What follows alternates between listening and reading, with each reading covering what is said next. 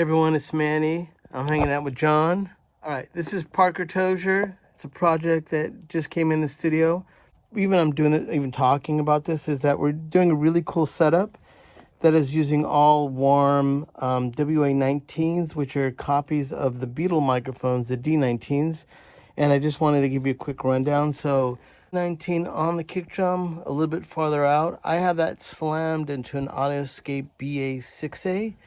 Then you can see it on the bottom of the tom. So what I did, like Ringo Star, different era of the drums, but basically they mic the bottoms of the toms, not the tops, in the bottom of the rack tom, but I have no toms plugged in on the top. And then the overhead, you can see over there, the overhead, and this is another one, Jeff Emmerich, who engineered some amazing Beatles records. I had seen in an interview, I just did an interview with New Monkey Studio, and Jeff Emmerich, who did all the Beatles stuff, said that Ringo Starr loved his snare sound was from a kind of offshoot overhead that kind of off to the side between the tom and the snare and the hi-hat pointed to a snare, and that was the snare sound that Ringo liked. Now, even though Jeff was a crazy good engineer, he says the credit goes to Ringo. He only liked the drums from this angle. Sorry, a WA-19, a side shot. And the way I measured it is it's about 2.5 drumsticks from the center of the snare. And when I go up to the overhead, it's 2.5 drumsticks from the overhead. So I have a WA-19 overhead. Then I have a Ringo Star through Jeff Emmerich side shot, kind of below the cymbals, below the tom, below the rack tom, kind of going in there. Now on the bottom of the snare, I have another WA-19, which is picking up the bottom. And that's the Ringo Star technique, is that you mic the bottom of the snare, the bottom of the rack tom, bottom of the floor tom. You have a side shot coming in, which is, I think, kind of a side overhead. And then we have a main overhead. I have these slammed Audioscape AS78 compressors. They're stereo.